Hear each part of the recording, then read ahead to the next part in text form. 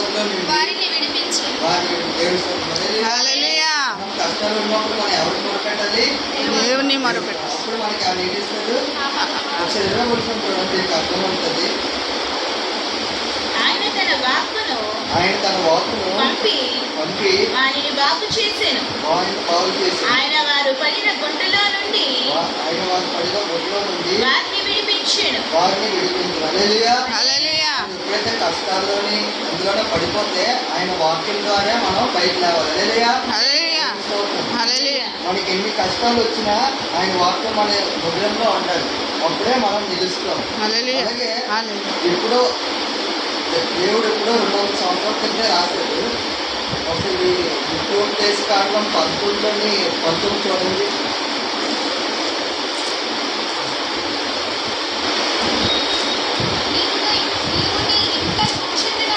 దేవుని ఇంట కూర్చున్నప్పుడు మనం ఎప్పుడెప్పుడు వాక్యం ధ్యానించాలి. ఇంట కూర్చున్నప్పుడు మనము ఇంట్లో కూర్చున్నప్పుడు ఆయన వాక్యాన్ని మనం ధ్యానించాలి. తర్వాత మనం ఎక్కడికైనా వెళ్ళినప్పుడు, బయటికి ఎక్కడికైనా వెళ్ళినప్పుడు ఆయన వాక్యం కూడా మనం ధ్యానించాలి. పడుకున్నప్పుడు కూడా ఇక్కడ ఎంతమంది పడుకున్నప్పుడు దేవుడి వాక్యం ధ్యానించాలి? నువ్వు ధ్యానించాలి. ఆపదలో నుండి వారిని విడిపించు. వారిని దేవుని హల్లెలూయా. కష్టాలు ఉన్నప్పుడు మనం ఎవరికి మొరపెట్టాలి? దేవుని మొరపెట్టు. అప్పుడు మనకి ఆ నీటి ఇస్తాడు. ఒకసారి 20 వచనం చూడండి, మీకు అర్థమవుతుంది. ఆయన తన వాక్కును పంపి వారిని బాగు చేసెను. ఆయన వారు పడిన గుంటలో నుండి వారిని విడిపించెను. హల్లెలూయా. హల్లెలూయా. ఎప్పుడైతే కష్టాల్లోని అందులోనే పడిపోతే ఆయన వాక్యం ద్వారా మనం బయట లేవాలి. హల్లెలూయా. హల్లెలూయా. హల్లెలూయా. మనకి ఎన్ని కష్టాలు వచ్చినా ఆయన వాక్యం మన హృదయంలో ఉండాలి. అప్పుడే మనం నిలుస్తాం. హల్లెలూయా. అలాగే హల్లెలూయా. ఇప్పుడు దేవుడు ఎప్పుడో 200 సంవత్సరాల కిందే రాశాడు. ఒకసారి ఉపదేశ కాండం 19 చూడండి.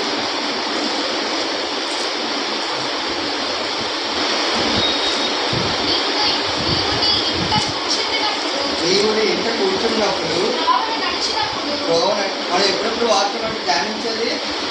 ఇంట కూర్చున్నప్పుడు మనము ఇంట్లో కూర్చున్నప్పుడు ఆయన వాక్యాన్ని మనం ధ్యానించాలి. తర్వాత మనం ఎక్కడికైనా వెళ్ళినప్పుడు, బయటికి ఎక్కడికైనా వెళ్ళినప్పుడు ఆయన వాక్యం కూడా మనం ధ్యానించాలి. పడుకున్నప్పుడు కూడా ఇక్కడ ఎంతమంది పడుకున్నప్పుడు దేవుడి వాక్యం ధ్యానించాలి? నువ్వు ధ్యానించాలి.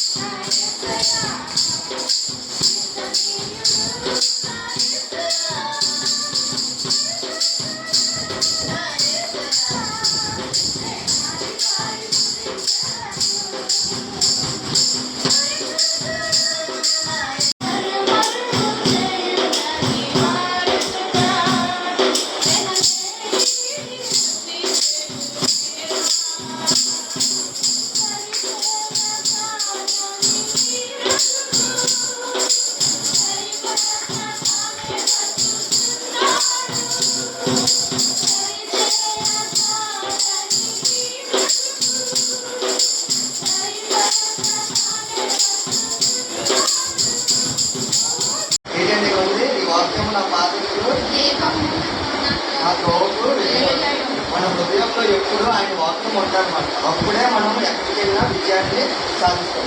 ఇప్పుడు మనకు వచ్చిన ఎన్నో కష్టాలు వచ్చినా ఆయన వాక్యం మన హృదయంలో ఉండి మనం ఒక విశ్వాసంతో ఉండాలి. దేవునికి మనకి మధ్యలో ఏంటి ఉండాలండి? విశ్వాసం. ఇప్పుడు చూడండి 9:5 చదువుకోండి. ఆయన వాక్యమే మనకి దీపమై ఉంటుందని చేస్తున్నారు. 119 105.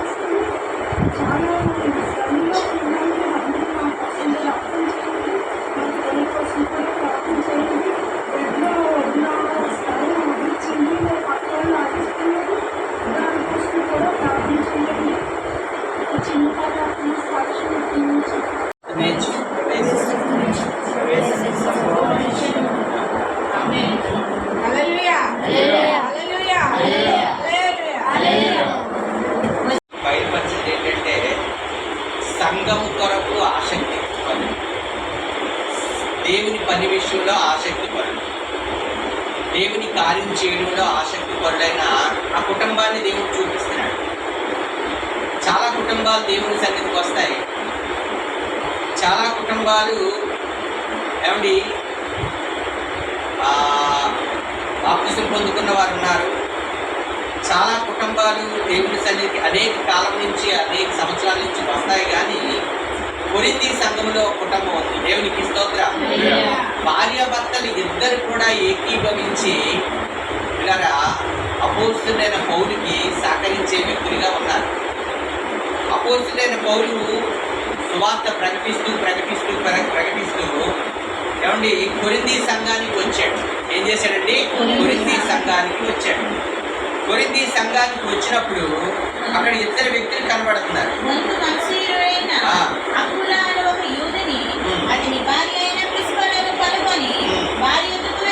దేవునికి స్తోత్రం.